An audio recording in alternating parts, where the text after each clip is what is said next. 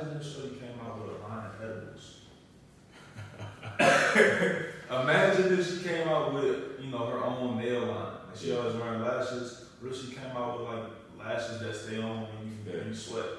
Or she could probably sign a deal with Nike, honestly, bro. Like all that perception is kind of changed. Like you can get a deal even though you smoke weed, right? Even though you anything, bro. Right.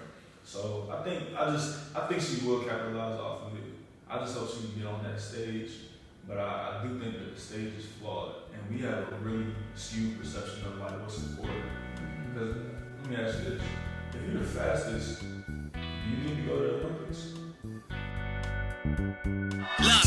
What we talking about, man? You want to need some mental health right, man? After we coming. No, let's start positive. Positive. Okay. Even though mental health is positive, but start even more positive than that.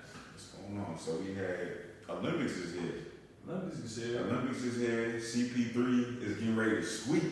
He getting ready to sweep the Bucks. Man, let me tell you something. Let me tell you something.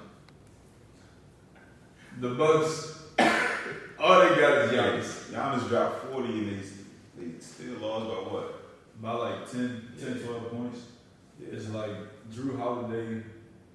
I don't think he's the type of player that can play with Giannis. Cause I think he needs somebody that can shoot. Because he's a finisher. Like he's not a bad shooter, but he's definitely not a spot up guy. Yeah. So he needs to be able to penetrate and pop. Like this shot. Yeah, exactly. Yeah. But Giannis can't space the floor. Yeah, he got to be coming down the lane at all times. Right. That's like you can't put Russell Westbrook in Milwaukee because both of them penetrate the lane. So and then on top of that, a lot of times they're playing Brook Lopez with Giannis. Yeah. So you got two big men basically crowding the paint. Yeah. So Drew Holiday not going to be able to be effective. Then Chris Middleton sometime. So Chris Paul definitely, he's more than likely going to win his first ring, bro. Yeah. I just found myself rooting for it. You know how I go, like, whoever losing, I'll be rooting for. Yeah, I'll be rooting for it. Yeah, so. Yeah, they got that going on. So the championship, we got the Olympics coming up here. What is it?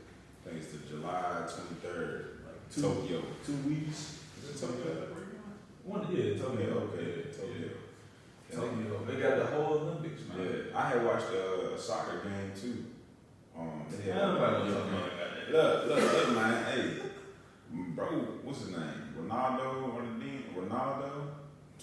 Which one? I'm talking about the tall one or the short one?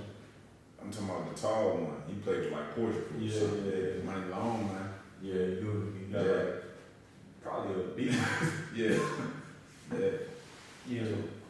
That's why I put my kids in that. They be overseas. Bro, my little brother. Playing goalie. Let me tell you something. My little brother, bro, 6 years, he just turned 7. Saving everything. I went to his game this year. Bro had 4 goals. This is the first game I seen of him. Yeah. He had 4 goals. Yeah. They won the game 4-0. And then sweep him himself. Hey, bro, he cold. Like this is the thing. He got an older brother. So everybody on the field, some of them might have some siblings, but for the most part, they play against people that are idiots. Yeah. He always playing with his older brother's friends. Yeah. So as my older little brothers learn stuff, he learned at the same time. He tough, bro.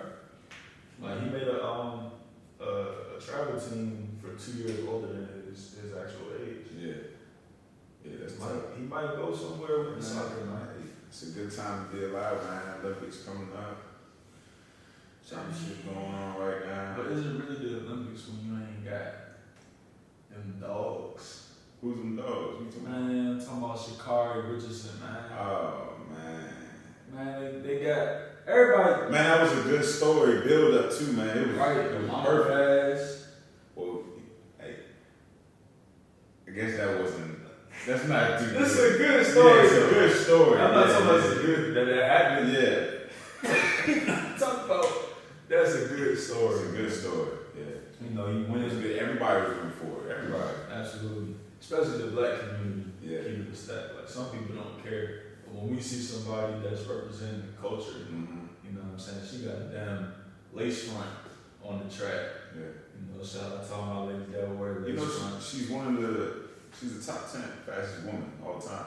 Bro, she's a dog. Yeah, that's crazy. But she did that at 19.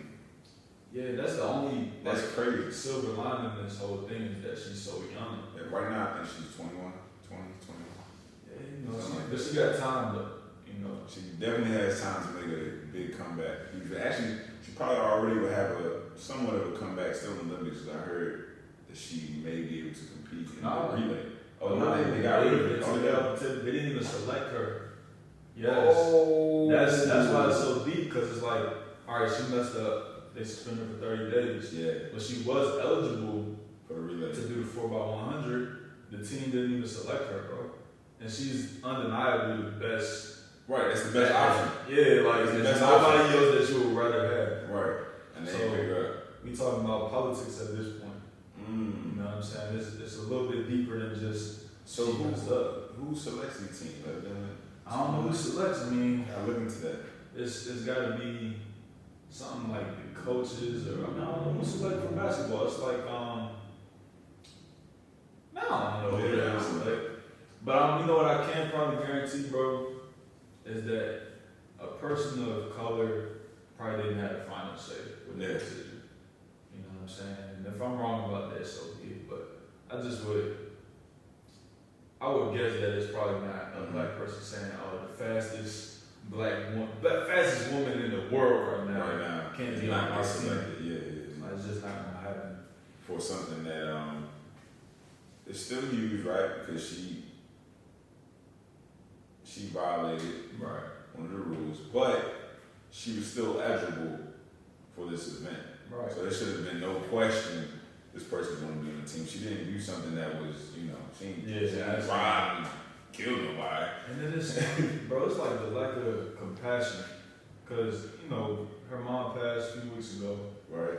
Supposedly, she did it because her mom, which makes sense. Mm-hmm. It lines up. It's just one of those things where I'm cool with the accountability. Yeah. But that doesn't make sense. If she's eligible to be on this team, why are you, in a sense, my opinion, you're punishing this person past for the scope of what she's done. Exactly. So it's just right now you just being you're doing extra stuff right now. Yeah. Now she got doesn't make sense. She got to wait a full 3 years. Oh man, she might come back a beast because she's 21. She's not even at the peak. But that's the thing. Like so many variables. That's why it's such. Yeah. It's so messed up because you never know what's gonna happen in between now and then. And imagine that we never get to see her at her best. We be talking about it like Josh Gordon. Yes, man. That's a sad story, bro. Hopefully it's on the up though. Hopefully she come back like Randy Moss. Hopefully so. He applied for reinstatement too. Josh Gordon, he just applied for like the 6th time. That's what I just looked at. It's like the 8th time I heard that, man. Josh Gordon was cold. Josh Gordon coming back, man. Next year. Josh Gordon coming back. He come back. It's over. Josh Gordon had 1 season. Bro, he was the coldest, bro. And he was in my division. I had him on my fantasy team that year, too. Bro, how did you get him on your fantasy? Bro, I didn't do. I picked him up this pure luck. I seen him play 1 game. I said, dang, nobody had him. Yeah, nobody had him. He was a free agent. And I seen him play 1 game. I'm like, look, man, he's kind of cold. He looked like he gonna be pretty good. He was negative. I just picked him up. Bro, I had him, like Gronk that year. Gronk was catching like 2 touchdowns a game that season. And I had him. I was blowing everybody out. Hell yeah. Yeah, man. Yeah, that was the year he had like 1,600, 1,700 yards. He put up like 200 on the Steelers. Yeah. He was a dog. He still, I don't know what he's like right now, but I feel like certain times you just run out of chances. Yeah. I mean, you get older too. Then it's a sport where you fight. You're going against your age. Yeah, for sure. You're going against time. That like it's only because it's always a new crop coming up. That's Josh Gordon on their way up. So all right. So let me ask you this question because it's something I've been thinking about. It's not just Sha'Carri Richardson being left off the 4x100 team. You could say whether or not you feel like the punishment was fair with her not running the 100, but I feel like there's at least some validity to that. She smoked weed, you ain't supposed to do that. We get it. Cool. Yeah. But then there's like a brand of swim cap that black swimmers wear. They compete in the swimming competition, whatever, and it's banned. They banned it from the Olympics. Now it's like for natural hair. So, black women sometimes they got a lot of hair. They need something a little bigger than just a regular Speedo. Right. But they banned it from competition. It was something else. Due to the material that it was made out of? Not just due to the fact that it wasn't the right brand, or it was. They said it was a little bit bigger than it should have been. But it's like black people hair is just a little different. Yeah. There was a few other things that the Olympic, I guess you'd call it the committee, did that could be viewed as discriminatory towards black people, specifically, and I think black women in particular.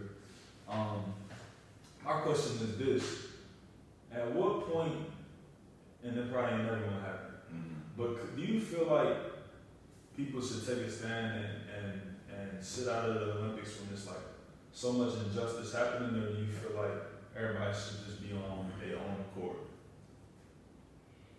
And then I got a follow-up question after that. So you're saying at what point do you think is necessary for us, or what point do you think that we will take that stand? That's a good counter. So let me take it off the Olympics, right? Yeah. Colin Kaepernick sat down for the anthem. We all know what happened. Can you talk about this? Yeah, I can talk about this. All right, so he sat down for the anthem. Obviously the league is 70% black. Right. People took their stances. They basically exiled them from the league the following year. Right. All right. All it takes for something to happen is for a group with power to demonstrate their power. Yeah. So let's say all the black players decide to sit out. You know what I'm saying? Or if we take it off of the race situation, when the collective bargaining agreement comes up, if it's terms like, NFL players not getting guaranteed contracts, they don't get the percentage of the TV rights that they want. If every player just decided to sit out, how quickly would they get the terms that they're looking for? I.e., Colin Kaepernick being reinstated in the league, getting on the team, or black Olympians getting these things passed, and the head joint, Sha'Carri Richardson being put on the team. Imagine if the whole 4x100 team sat out. They're like, this don't make no sense. Right. We need this person here to compete. Exactly. So even if it ain't every Olympian, at what point is it our, not responsibility, but is it incumbent upon black people to unify and exert some form of power? Yeah. I think it's difficult. One, for everybody to come together, it's just hard to get that much people all on board with the same idea, with the same common goal. Always. It's always a conflict of interest, right? You got people with different circumstances, different things going on in life, right? Somebody may not be able to take that lead because their mama's sick. They got these bills to pay, they can't. It's true. That's true. You got others who, I just got this opportunity, and they don't. They're not. I don't want to do that. I just don't want to do that. I feel like I worked my whole life to get to this opportunity, and I see what's going on, but I'm good. You know what I'm saying? For sure. I don't want to ruin this. And then you got the other ones that are willing to put it all on the line. It just some things to take in perspective of just different different things going on in everybody's lives. It's just so much different scenarios. So I'm not sure. I'm just not sure if we could ever really. I'm trying to think even just going back in the terms the MLK days, how much people was really coming together. MLK, not only did he had a lot of parties coming together to support him. It wasn't just us. So I feel like I'm not sure if all black people all together came together and took a stand. That's even enough. I feel like we gotta have some more on board with us to really make that change. Well, let's look at something that recently just happened. With the NCAA, all college players being able to use their likeness. It makes sense. Everybody knew it should have happened. It's only a handful of people who was against that. Now you got high school players signing $1 billion contracts, bro. And all it took was just for the narrative to shift, the dialogue to be continuously put at the forefront. Pay these players. And it's not, the institution don't have to do it, but at least let me make some money off of my name. Just like any other college student could do. Yeah. So, and that didn't take every single person being on the same accord. Didn't take everybody standing up and saying the same thing. It just took a loud enough minority to come forward and say this doesn't make sense. You had a group of players. It's one of the colleges that filed a class action suit against the NCAA to sue for the right to use their name and likeness. So basically, I think you're right. We can't get people on the same accord. NFL is probably 2,000, 3,000 players. Yeah. You're not gonna get every black player to sit out because of different reasons, but you can get a select minority that can exert their power for a very short amount of time and create impact and change in the direction that we're trying to go in. So with that said, Pat Mahomes, Russell Wilson, Tom Brady, Drew Brees. 3 years ago, if they would have all sat out for any amount of time, I'm talking about, for real, them 4 quarterbacks, if they would have threatened to sit out and say, get Colin Kaepernick back in this league, I believe he would have got a contract offer. Even if they did it in the offseason, said, we're not going to play this year unless Colin Kaepernick is on this league. But, obviously some of those players don't have the same views. But if we're talking about that 4x100 squad, at some point it's like, I get it. Like, why is it always on the oppressed group to fight for change, to fight for people to see, like, this is how it should be? But, for real, that's the reality of this situation. We gotta work 10 times as hard to get the same treatment. So, it's difficult, man. The fatigue, like, up here, the fatigue in your mind. Like, I know, out here some people saying like, they just don't even want to, man, it is what it is. Like, he was, just trying to make it by and get to the next Friday and have a good weekend. Feed my family.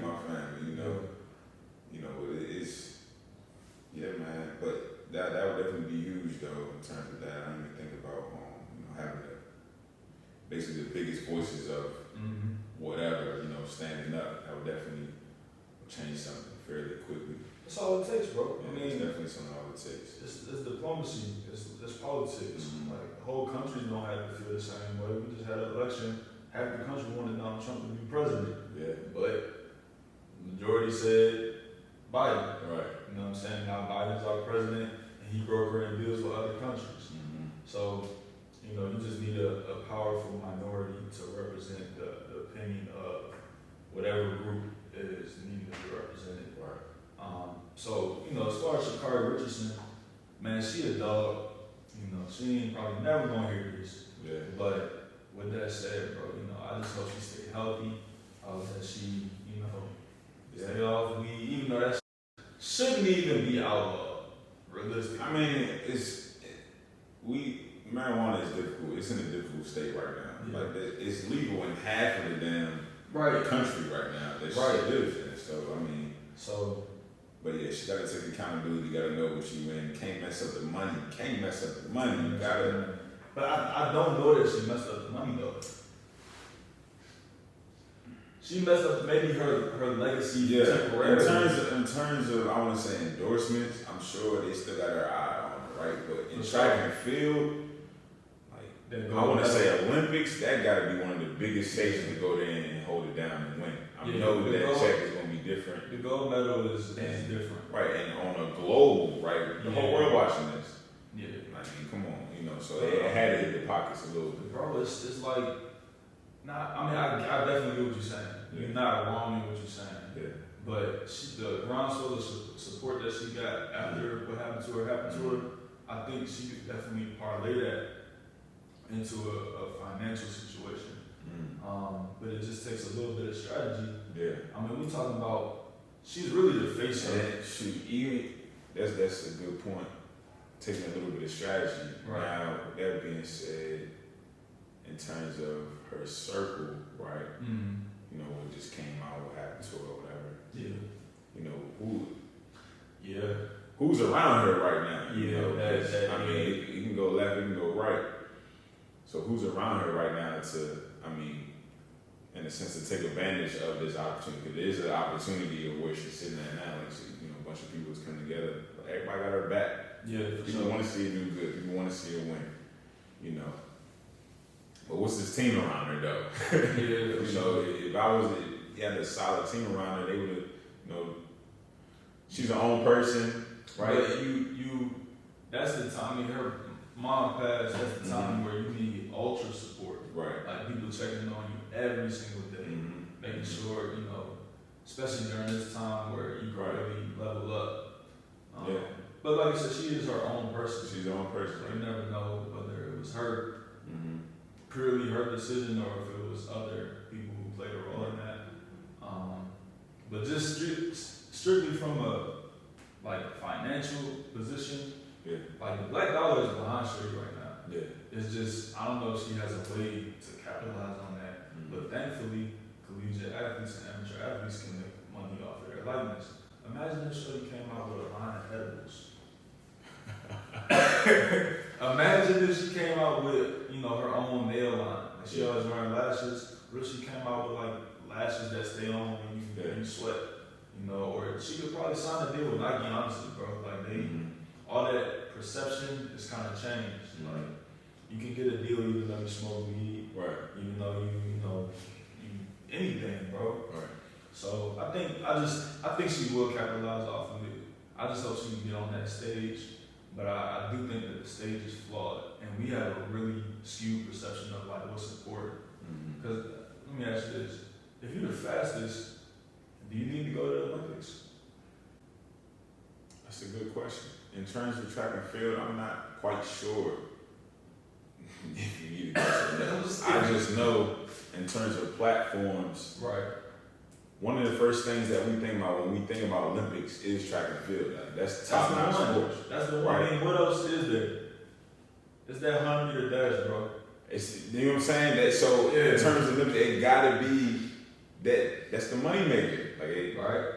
I'm not saying that she still make a great, fair amount of money without it, but in terms of platforms and getting your name out there, right. It's like signing a deal. I mean, that's her time to become a superhero. Remember Brock was here. Yeah. He was talking about the truck game is like the rap game. It's like the rap game. And that's it, right. And I'm gonna run back on that question, right? Yeah. I didn't know anything about her until the Olympics has come out. You've been unplugged. I have been unplugged, but I'm sure there's a lot of other people. It's that big. Olympics is that big to where now I know it's unplugged. Right. Now you know who she is. Now I know who she is because Olympics is around the corner and everybody is talking about this lady. And she's been top 10 fastest woman in the world for the last 2-3 years now. She's 19. That's true. So Olympics gotta be that, it gotta be that. I'm just thinking as far as, if you're the fastest, you're the fastest. Yeah, you're the fastest. Usain Bolt, didn't he run as fastest in the world championships and not the it was some other stuff, but he did run in the Olympics as well. Yeah, he did. So it was and I want to say too, he also had already competed in the Olympics, so we already knew who he was. Yeah, so we was kind of following any little race that he was doing. Right, and we got to tune in. Yeah. We got to catch it. So this is what I'm thinking, bro. I get all of that. But man, the Olympics, dog. Yeah. I ain't bro. It's so indoctrinated to think that if you're a rapper, you need to sign with a major label. You don't need that shit. That's the thing. I don't really understand the track and field industry based on how they really eat and how can they just run a pickup game? Can we just run a pickup track meet? Obviously, it's most beneficial to go to that stage because it's national, it's global television. NBC is playing that in Sri Lanka. Right. So it's undeniable that's the biggest stage for track and field. And it's for any career, it really catapults you. Right. Think about boxing, almost every heavyweight champ that you knew of probably was in the Olympics. Right. And they won the gold medal, they was out of here. So boy, De La Hoya got the gold medal. Yeah. Roy Jones lost the gold medal, I think, or maybe he won it. Floyd Mayweather was on that stage. So it really does something for you. Yeah. But at the same time, look at how they disrespect our people. Like particularly people of color. Yeah. You know what I'm saying? Or even people, you know, they had Muslim women who were trying to compete, but they wanted to wear the traditional, you know, hair wear. For a long time, I think they had to sacrifice their values in order to compete on that stage. Or maybe they didn't even compete, and only recently have they adapted. So it's just like, bro, imagine if we had the Black Olympics. Yeah.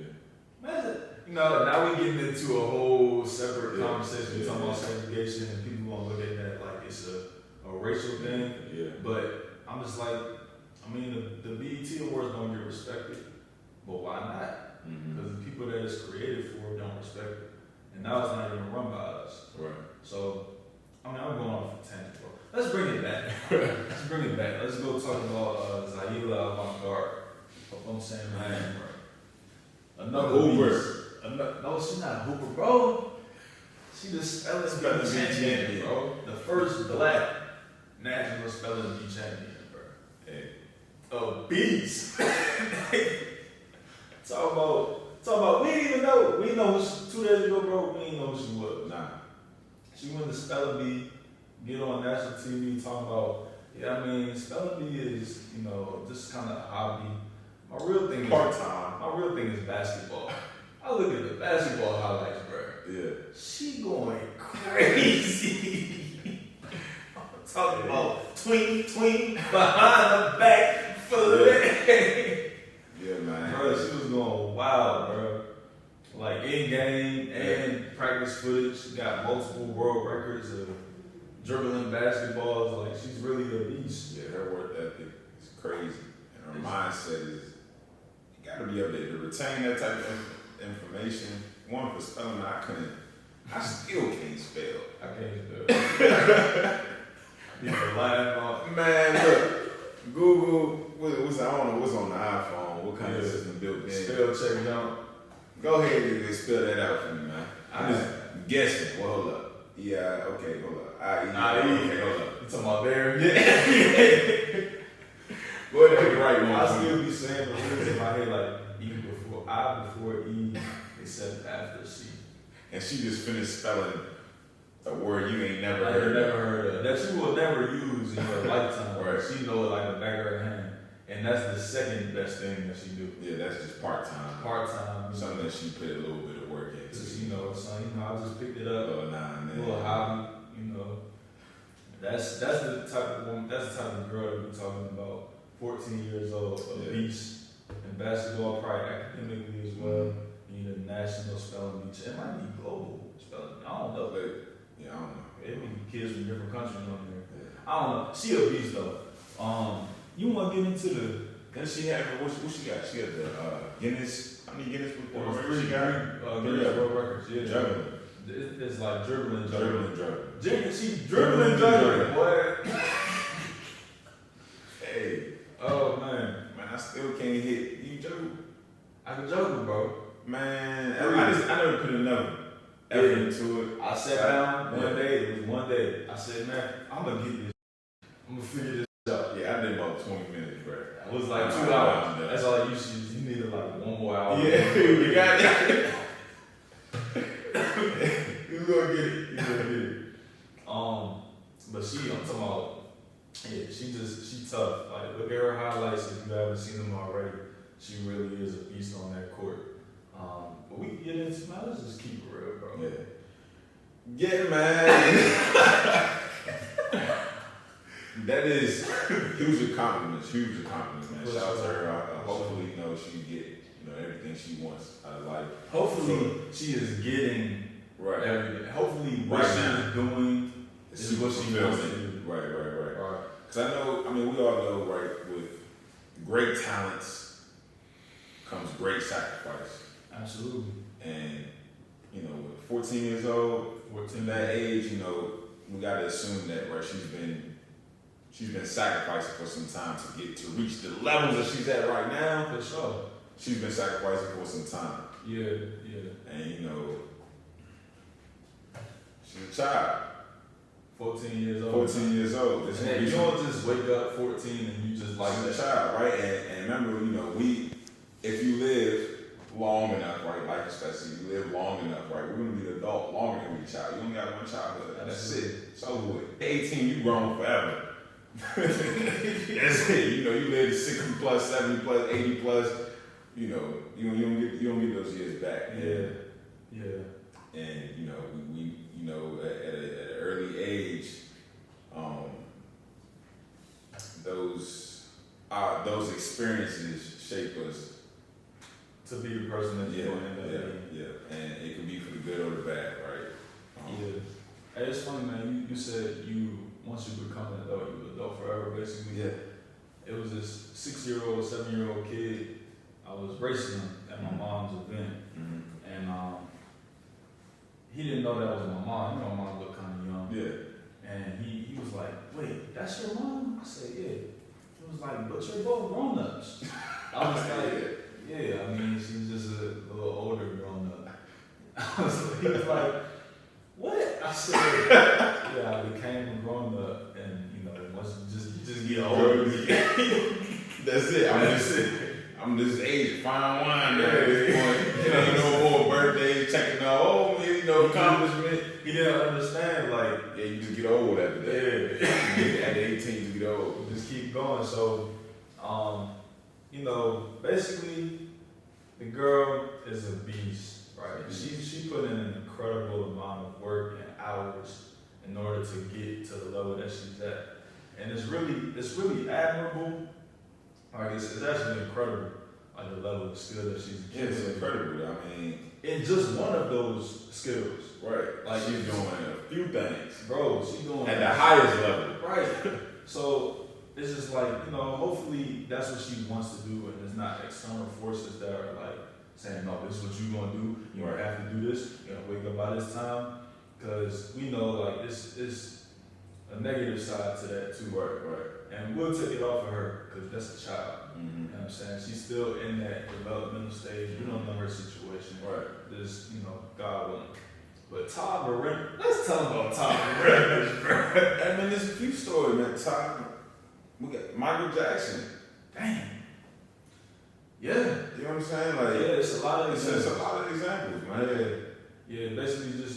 But yeah, go ahead, tell them about Todd. They don't know about Todd. Everybody know about Mike. Yeah, go ahead, tell them about Todd. No, they don't know about Todd. So Todd Marinovich, I need you to lead this on too. Yeah. You knew something I ain't know. Yeah. Talking about the baby. So Todd Marinovich, man, he had a dad. I wish we knew his dad, man, but we ain't gotta pull that up. Shout out to his pops. Nah, I don't. He destroyed his family. Hey, but them first 18 years though, when he created them monster. He was a man with a plan. Mm-hmm. You know what I'm saying? He was like LeVar Ball to the nth degree. Yeah. This dude had a child, man. Basically planned that I'm gonna have this child. Yeah. Planning he's gonna have a child, planning out what this child life was gonna look like from day to day, right? And do you know what his background was? Nah, don't. It had to be some type of training or nutrition or something. Yeah. It had to be. I mean, when I was watching a little bit of the documentary, I said he was, doing these type of stretches on the child, right? When he was a baby, Not a child. Yeah, he was a baby. And he was, breaking it down, what he was going to do, allow, his calf to grow. He was documenting this too. Yeah, he was documenting. Man, it was a whole experiment. Yeah, don't shout out. Yeah, don't shout out, bro. So basically, he took his child, right, as a science experiment from birth, out of the womb, snatched him up. This is my baby. Don't talk about that. Don't look at him, right? Put him in the house. Yeah. He doing all these drills with him from the age of 2. And all birth. of this was in an effort to make him an NFL quarterback. Right. Prodigy. The greatest quarterback of all time. Mm-hmm. And he got to a level where he was a beast. High school, bro was number 1 player in California. You can be way ahead of the game because the sacrifice is so great at that early age. Nobody else is doing that. Yeah, nobody else is doing that. So he gets to a level where he getting offers from colleges all across the country. He ended up going to USC. And once he got that independence, this is another thing that we ain't touched on yet. But once he got some independence, he ended up falling into drug addiction, specifically heroin. But it still, he was such a beast, it still didn't derail him to the point where no NFL team was gonna look at him. So he ended up getting drafted by the Raiders, and then he got that money. And when you got heroin addiction in combination with millions of dollars, it's just not a good recipe.